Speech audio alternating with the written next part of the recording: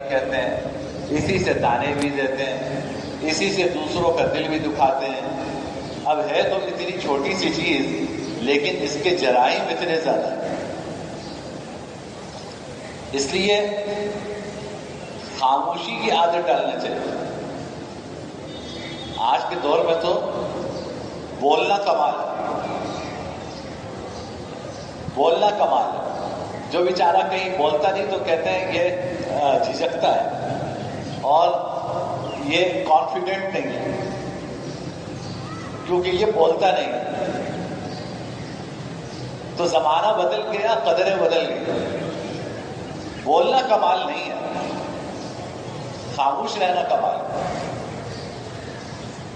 انسان بول کر تو پچھتاتا ہے، خاموش رہ کے نہیں پچھتاتا۔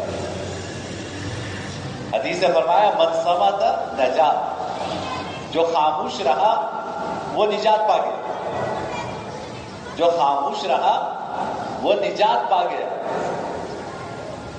تو آج بولنے کو کمال سمجھا جاتا ہے کہ کوئی بھی موضوع ہو اس پر آپ اپنی رائے کا اظہار کریں، اس پر آپ گفتگو کریں تو جی یہ بہت کانفیڈنٹ ہے، بڑے پورے اعتماد ہیں۔ دیکھیے جب بچوں کو بھی ترغیب دی جاتی ہے بولو بولو، نتیجہ یہ ہے کہ جب بچپن سے بولنے کی ترغیب دی جائے گی تو پھر اس کے لیے اپنی زبان روکنا مشکل ہو جاتا ہے۔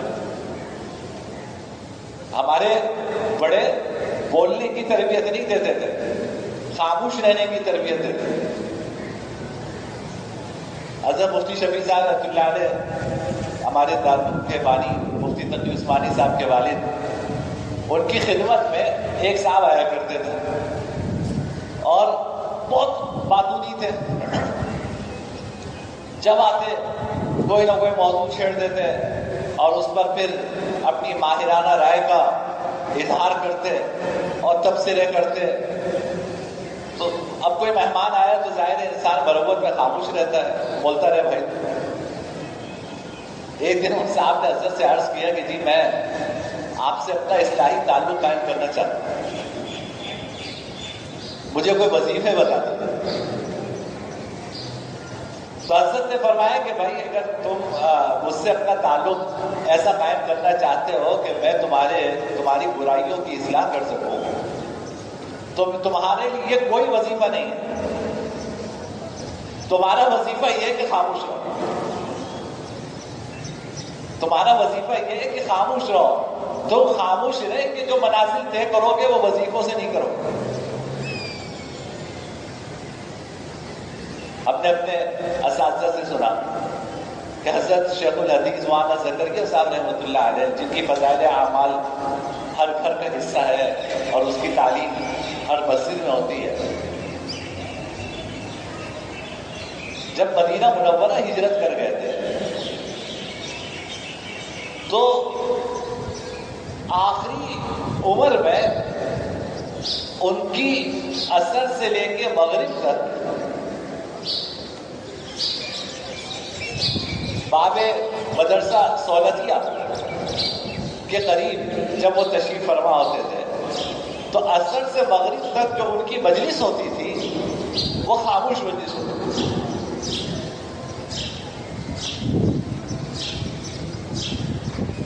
عصر سے مغرب تک جو مجلس ہوتی تھی وہ خاموش مجلس ہوتی تھی۔ حضرت بیٹھے ہوئے اپنا ذکر کرتے رہتے تھے۔ دنیا جہاں کے لوگ، آپ نے تو صرف ان کی فضائل اعمال سے ان کی شہرت سنی ہے نا، جو اہل علم ہے وہ جانتے ہیں کہ علم حدیث میں ان کے کتنے بڑے بڑے کام، اس سے آپ واقف نہیں ہیں۔ انہوں نے عوام کے لیے فضائل اعمال لکھی، اللہ نے اس کو اتنی قبولیت عطا فرما دی، لیکن اہل علم کو پتا ہے کہ وہ علمی لحاظ سے کس حیثیت کے انسان تھے۔ لیکن مجلس جو ہوتی تھی وہ خاموش مجلس ہوتی تھی، خود بیٹھے ہوئے ذکر کر رہے ہیں۔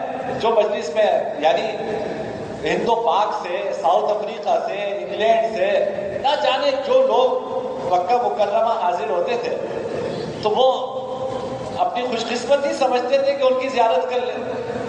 تو دنیا جہاں کے لوگ آتے تھے وہ بھی اس مجلس میں ذکر میں خاموش بیٹھے تھے، اور دیکھنے والے کہتے ہیں کہ اس خاموش مجلس کا اثر دلوں پر اتنا ہوتا تھا کہ کوئی ہفتوں بیان کرے تو وہ اثر نہیں ہو سکتا۔ تو یہ اللہ والے یہ سکھا کر گئے اپنے عمل سے کہ بولنا کمال نہیں ہے، ہر وہ زبان چلانا کمال نہیں ہے، اصل کمال ہے اس زبان کو قابو کرنا، خاموشی کمال ہے۔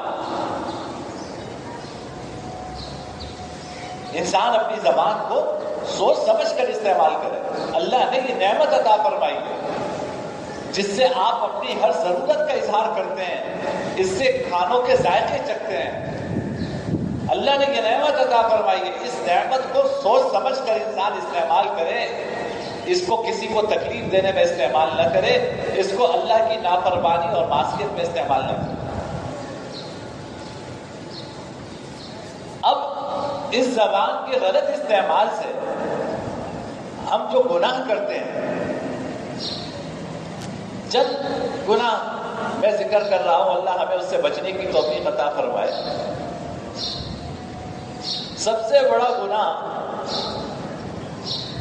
وہ ہے غیبت، جو زبان سے کرتے ہیں۔ غیبت کا مطلب کیا؟ اپنے بھائی کی پیٹھ پیچھے برائی کرنا، کسی کی بھی اس کے پیٹھ پیچھے برائی کرنا۔ حدیث سے فرمایا کہ حضور نے خود غیبت کے بارے میں فرمایا کہ تذکر اخاک بما یکرہ او کما قال، کہ تم اپنے بھائی کا ذکر ایسی چیز سے کرو جو اس کو ناپسند ہے، اس کو اچھی نہ لگے۔ اگر اس کو پتہ چل جائے کہ جی میرے پیٹھ پیچھے میرا ذکر ان الفاظ میں انسان نے کیا ہے تو اس کو اچھی نہ لگے، یہ بات اچھی نہ لگے، اس کو یہ بات بری لگے، یہ غیبت ہے۔ ایک صحابی مجلس سے موجود تھے، انہوں نے عرض کیا کہ یا رسول اللہ، میں جو برائی اپنے بھائی کی اس کے پیٹھ پیچھے کر رہا ہوں، یہ برائی تو واقعی اس کے اندر ہے،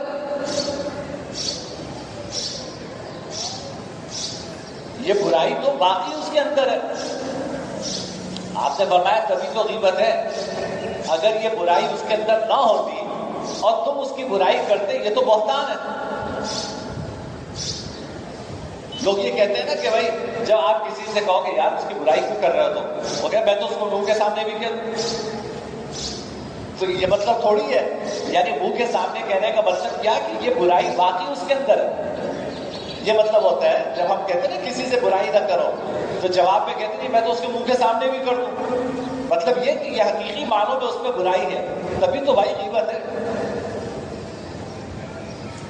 کسی کا برائی سے تذکرہ کرنا یہ غیبت ہے۔ اگر وہ اس کے اندر نہیں ہے اور آپ کر رہے ہیں تو یہ تو بہتان ہے، یہ تو غیبت سے بھی بڑی چیز ہے۔ اب کون سی ہماری مجلس ایسی ہوتی ہے جو ان غیبتوں سے خالی ہے؟ یعنی ہمیں تو لطف ان چیزوں میں آتا ہے نا، یعنی ہمارا ذائقہ بدل گیا،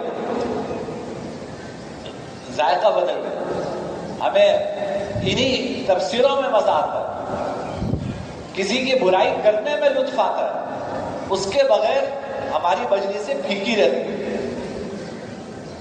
اسے مزہ ہی نہیں آتا۔ قرآن کریم نے اس کو فرمایا کہ یہ ایسا ہے جیسے تم اپنے مردار بھائی کا گوشت کھاؤ۔ أَيُحِبُّ أَحَدُكُمْ أَن يَأْكُلَ لَحْمَ أَخِيهِ مَيْتًا فَكَرِهْتُمُوهُ، کیا تم میں سے کوئی شخص اس بات کو پسند کرے گا کہ وہ اپنے مردار بھائی کا گوشت کھائے؟ تم ظاہر ہے اس کو ناپسند کرو گے۔ تو اپنے بھائی کا پیٹھ پیچھے برائی سے تذکرہ کرنا یہ ایسے ہی ہے جیسے کہ اپنے مردار بھائی کا گوشت کھانا۔ اس لیے ایسی مجلس ہے جہاں کسی کا برائی سے، اول تو آپ خود کسی کا برائی سے تذکرہ نہ کریں، اور اگر آپ کسی محفل میں ہیں جہاں کسی کا برائی سے تذکرہ کیا جا رہا ہے تو اگر آپ موضوع بدل سکتے ہیں تو آپ موضوع بدل دیجئے، گفتگو کا رخ بدل دیجئے، اور اگر آپ گفتگو کا رخ نہیں بدل سکتے تو پھر اس مجلس سے اڑ جائیے۔ ایسی مجلس میں بیٹھنا بھی جائز نہیں ہے، یعنی اپنے بھائی کا برائی سے ذکر کرنا یہ بھی جائز نہیں ہے، اور ایسی مجلس سے بیٹھنا جس میں کسی کا برائی سے تذکرہ ہو رہا ہو یہ بھی جائز نہیں۔ ایک تابعی ہے حضرت ربعی بن حارث، یہ فرماتے ہیں کہ ایک مرتبہ میں مجلس سے بیٹھا ہوا تھا، وہاں کسی کا برائی سے تذکرہ چل رہا تھا، میں اٹھ کر چلا گیا، پھر دوبارہ میں گیا تو پھر کسی اور کا برائی سے تذکرہ چل رہا، تو اب میری ہمت نہیں اٹھنے کی، میں وہیں بیٹھا رہا۔ فرماتے کہ میں رات کو سویا تو میں نے دیکھا کہ ایک لحیم و شہید حبشی شخص ہے اور اس کے ہاتھ میں ایک برتن ہے جس میں خنزیر کا گوشت ہے، اور وہ مجھے زبردستی وہ گوشت کھلا رہا۔ میں نے پوچھا کہ بھائی کیوں مجھے زبردستی کھلا رہے ہو؟ کہا کہ تم اس مجلس میں بیٹھے رہے جس میں تمہارے بھائی کا برائی سے تذکرہ ہو رہا، لو یہ خنزیر کا گوشت کھاؤ۔ حضرت ربعی کہتے ہیں کہ اٹھنے کے بعد مہینوں تک مجھے وہ بدبو اپنے منہ سے محسوس ہوتی رہی جو مجھے اس وقت کھاتے وقت محسوس ہوتی۔ یہ تو پاکیزہ لوگ تھے، ان کا مزاج ایسا تھا کہ بدبو لگتی تھی۔ ہم نہ جانے کتنا مردار کا گوشت کھاتے ہیں، ہمیں وہ بدبو نہیں لگتی۔ تو اس لیے پیٹھ پیچھے کسی کا برائی سے تذکرہ نہیں کرنا چاہیے، اس سے نفرتیں پیدا ہوتی ہیں۔ یعنی آپ اگر تذکرہ کر بھی لیں گے تو کیا ہوگا؟ بھائی اس کی برائی کرتی، اس کی برائی کرتی، ہوا کیا؟ نتیجہ کیا نکلا؟ نفرتیں ہی پیدا ہوئی نا۔ آپ کو ایک برائی معلوم تھی، آپ نے دوسرے کے سامنے بیان کر دی تو اس کے دل میں بھی برائی بیٹھ گئی، اس نے تیسرے کے سامنے بیان کر دی اس کے دل میں بھی برائی بیٹھ گئی۔ تو آپ نے محبتوں میں اضافہ کیا یا نفرتوں میں اضافہ کیا؟ اس سے نفرتیں بڑھتی ہیں، جھگڑے بڑھتے ہیں۔ اس لیے قرآن کریم نے اتنے سخت الفاظ میں اس کی ممانعت فرمائی۔ اور یہ بھی سمجھ لیں، جس طرح زبان سے آپ کسی کی برائی کرتے ہیں، اگر اشارے سے بھی کریں یہ بھی حرام ہے۔ حضرت عائشہ صدیقہ رضی اللہ تعالیٰ عنہ خود اپنے بارے میں کہتی ہیں، یہ ہماری مائیں جنتی مائیں تھی، انہوں نے اپنی بات بھی کوئی نہیں چھپائی تاکہ ہم سیکھیں۔ فرماتی ہے کہ ایک مرتبہ حضور اکرم صلی اللہ علیہ وسلم کے پاس حضرت صفیہ جو حضرت حضور کی زوجہ مکرمہ، ہماری ماں، حضرت عمر کی صاحبزادی، حضرت عائشہ کی سوکر، حضرت عبداللہ بن عمر کی بہن، ان کا تذکرہ میں نے، ان کا قد ذرا چھوٹا تھا، نسبتاً چھوٹا تھا، تو میں نے اپنے ہاتھ سے نا ان کے چھوٹے قد کی طرف اشارہ کیا حضور کے سامنے کہ وہ چھوٹی، ہاتھ سے اشارہ کرتے نا قد کی طرف، تو میں نے ہاتھ سے اشارہ کیا ان کے چھوٹے قد کی طرف۔ جناب نبی کریم صلی اللہ علیہ وسلم فرمایا، عائشہ تمہاری یہ حرکت ایسی ہے کہ اگر سمندر میں بھی یہ ڈال دی جائے تو پورا سمندر کا پانی بدبودار ہو جائے۔ تم نے اتنی بری حرکت کی ہے کہ اگر یہ سمندر میں یہ چیز ڈال دی جائے تو سمندر کا پانی بدبودار ہو جائے تمہاری اس حرکت کی وجہ سے۔ ہم کتنے اشارے کرتے ہیں کسی کا عیب بیان کرنے کے لیے، تو بھائی زبان سے جس طرح کسی کی برائی کرنا غلط ہے، اس طرح اشارے سے بھی کسی کی برائی کرنا غلط ہے۔ آپ ایسا کوئی اشارہ نہ کیجئے جس سے کسی کی تحقیر ہوتی ہو، جس سے کسی کی برائی ہوتی ہو۔ آج جو ہے یہ ایک فن ہے، دوسروں کی نقل اتارنا کیا ہے بھائی؟ آپ کے کتنے آپ ویڈیوز دیکھیں آپ کہ یعنی ایسے لوگ ہیں جن کا کام ہی ہے، جن کا پیشہ یہی ہے، ان کا پیشہ کیا ہے؟ وہ دوسرے کی نقل اتارتے ہیں۔ اب آپ خود سوچئے، آپ اچھائی کی نقل اتاریں گے یا برائی کی نقل اتاریں گے؟ بھائی ایک آدمی نے اپنا پیشہ یہ بنایا ہے کہ میں نقل اتاروں گا کسی کی، تو ظاہر ہے اس کی ریٹنگ کس سے بڑھے گی؟ اچھائی کی نقل اتارنے سے ریٹنگ بڑھے گی یا برائی کی نقل اتارنے سے ریٹنگ بڑھے گی؟ یہ تو ریٹنگ کی دنیا ہے، وہ کمائی اسی سے رہا ہے۔ وہ برائی کی نقل اتارتے ہیں، کسی سیاستدان کی برائی کی نقل اتاری، کبھی کسی اور کی نقل، بیچارے سیاستدان جو ہے شاید اپنے گناہ ان کے شاید اسی سے معاف ہو جائیں جو ہم ان کے ساتھ کرتے ہیں، اور ہم نے جو ان کے ساتھ خون حلال کیے ہوئے ہیں، تو ہو سکتا ہے اللہ اس کی بدولت ان کو بخش دے، ہماری نیکیاں ان کے کھاتے میں چلی جائیں، اور جا رہی ہیں، ہماری نیکیاں ان کے کھاتے میں جا رہی ہیں، تو ان کی نقل اتارتے ہیں، برائی سے ان کا تذکرہ کرتے ہیں، تو یہ بھی تو غیبت ہے۔ آپ چاہے اس کو پیشہ بنا لیں، آپ اس کو کامیڈی کا نام دیتے ہیں، آپ اس کو کوئی فنون لطیفہ کا نام دیتے ہیں، آج کل یہ ساری چیزیں ان کو آرٹس کہا جاتا ہے، یعنی جیسے بہت سے پیشے ایسے ہیں نا کہ جو ہمارے عرف میں ذرا نچلے درجے کے سمجھے جاتے ہیں، تو ان کو اونچا کرنے کے لیے ان کے بڑے خوبصورت نام رکھ دیے، تو اب اس کا نام رکھ دیا فنون لطیفہ، اس کا نام رکھ دیا آرٹس۔ یہ آرٹس اور فنون لطیفہ کیا ہے؟ یہ فنون کثیفہ ہے کہ جس میں آپ دوسروں کی نقل اتارتے ہیں، یہ سیکھتے ہیں کہ دوسروں کی لطیف انداز میں کسی کی برائی کیسے کرتے ہیں۔ بھائی کسی بھی عنوان سے کسی کی برائی کرو، اللہ کیا جواب دینا ہوگا، اور یہ گناہ ایسا گناہ ہے کہ اللہ اپنا حق معاف فرما دیتے ہیں، اللہ بندوں کا حق معاف نہیں کرتے جب تک آپ اس سے معافی نہ مانگیں۔ اس لیے اگر کسی کی غیبت کی ہے تو اس سے توبہ کرنی چاہیے، اس سے معافی مانگنی چاہیے۔ جیسے پہلے تو یہ گفتگو زبان پہ یہ کلمات رہتے تھے کہ آپ کہیں جا رہے ہیں تو کہتے تھے بھائی کہا سنا معاف کر دینا، اب تو یہ کہتے ہوئے بھی لوگ شرماتے ہیں، تو کہا سنا معاف کر دینا، چلو اس عنوان سے ہی معافی مانگ لو۔ اگر آپ کو پتا ہے کہ آپ نے کسی کی غیبت کی ہے، اس سے معافی مانگ لو، اللہ کیا بچت ہو جائے گی۔ اگر اس سے معافی نہیں مانگیں گے، اللہ بندوں کا حق معاف نہیں کرتا۔ البتہ اچھی طرح دو تین چیزیں سمجھ لیں۔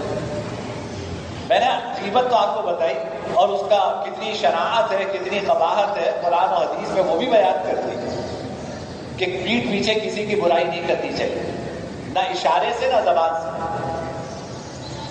البتہ کچھ صورتیں ایسی ہیں اس میں کسی کی برائی کرنے کی اجازت ہے، مثلا کسی کے ظلم سے دوسرے کو بچانا ہے یا اس کی اذیت سے دوسرے کو بچانا ہے، تو ظاہر ہے اگر آپ اس کی اذیت سے دوسرے کو بچانا چاہتے ہیں تو اس کی برائی بتانی پڑے گی نا کہ یار وہ بڑا خطرناک آدمی ہے، بچ کے رہنا اس سے۔ یہ گناہ نہیں، یہ گناہ نہیں ہے کہ آپ کسی کے شر سے اور کسی کی برائی سے دوسرے کو بچانے کے لیے اگر اس کو بتائیں کہ بھائی فلاں شخص سے ذرا بچ کے رہنا، تو یہ غیبت نہیں ہے۔ حدیث میں آتا ہے، ترمذی کی روایت ہے کہ جناب نبی کریم سرور دو عالم صلی اللہ علیہ وسلم گھر میں تھے حضرت عائشہ کے ہاں، تو دروازے پہ دستک ہوئی، تو آپ کو معلوم تھا کہ کسے آنا ہے، تو آپ نے فرمایا بئس ابن العشیرہ واخو العشیرہ، یہ جو آدمی آیا ہے نا بھائی یہ بڑا برا آدمی ہے، قبیلے کا بڑا برا آدمی ہے۔ حضرت عائشہ سے فرمایا، حضرت عائشہ کہتی ہیں کہ میں ڈر گئی، میں نے کہا پتہ نہیں کون آیا، آپ باہر گئے، میں دروازے سے کان لگا کے سن رہی تھی، آپ نے اس سے بڑی نرمی سے گفتگو کی اور بہت سلیقے سے اخلاق کے ساتھ گفتگو کی۔ جب آپ واپس تشریف لائے تو میں نے پوچھا کہ یا رسول اللہ، ابھی تو آپ کہہ رہے تھے کہ یہ اتنا برا آدمی ہے، اور آپ جب اس سے گفتگو کر رہے ہیں تو اتنی اخلاق کے ساتھ آپ نے گفتگو کی۔ تو آپ نے فرمایا کہ بدترین انسان وہ ہے کہ جس کے شر سے بچنے کے لیے لوگ اس کو چھوڑ دیں۔ بدترین انسان وہ ہے کہ اس کے شر سے بچنے کے لیے لوگ اسے چھوڑ دیں۔ کیا مطلب؟ کہ بھائی کوئی کتنا ہی برا ہے، میرا کام یہ نہیں کہ میں بد اخلاقی سے کسی کے ساتھ پیش آؤں، میں اس کے ساتھ اخلاق کے ساتھ ہی پیش آؤں گا، لیکن جو تمہیں میں نے یہ بتایا کہ یہ قبیلے کا برا آدمی ہے، اس کا مقصد یہ ہے کہ تم اس سے بچ کے رہنا، تم اس سے بچ کے رہنا۔ اب یہ دیکھیں، یہ توازن جو ہے نا وہ نبی قائم کر سکتا ہے کہ ایک طرف حضرت عائشہ کو سمجھا رہے ہیں کہ بھائی اس سے بچ کے رہنا، اچھا آدمی نہیں ہے یہ، اور دوسری طرف جب مل رہے ہیں تو بدتمیزی کے ساتھ نہیں مل رہے، اخلاق کے ساتھ مل رہے ہیں۔ تو علماء نے لکھا کہ اگر کسی کی برائی سے دوسرے کو بچانا ہے تو اس کا آپ اگر تذکرہ کریں تو وہ غیبت میں داخل نہیں ہے۔ اسی طرح اگر کسی نے آپ کے ساتھ زیادتی کی، آپ اس زیادتی کا تذکرہ کسی سے کریں تو یہ بھی غیبت نہیں۔ کسی نے آپ کے ساتھ کوئی زیادتی کی ہے، اب آپ کسی سے کہہ رہے ہیں کہ یار اس نے میرے ساتھ یہ کر دیا، یہ تھانے میں جا کے FIR درج کروا دیں، تو ظاہر اس کی برائی بیان کریں گے تو FIR درج ہوگی نا، تو یہ اپنے ظلم کا ازالہ ہے، یہ غیبت میں داخل نہیں۔ تو یہ دو صورتیں مستثنیٰ ہیں، ایک یہ کہ آپ دوسروں کو برائی سے بچانے کے لیے آپ اس کی برائی کر رہے ہیں تو یہ ضرورت ہے، اس موقع پہ اجازت ہے، یا کسی نے آپ کے ساتھ زیادتی کی ہے اور آپ اس زیادتی کی شکایت کسی سے کر رہے ہیں تو اس کی اجازت ہے۔ اس کے علاوہ کسی شخص کی برائی بیان کرنا اس کے پیٹھ پیچھے یہ غیبت ہے، جس کو قرآن کریم نے مردار کا گوشت کھانے کے مترادف قرار دیا۔ اللہ تعالی ہم سب کو اپنی زبان کی حفاظت کی توفیق نصیب فرمائے، اپنی زبان پر کنٹرول کرنے کی توفیق نصیب فرمائے۔ وآخر دعوانا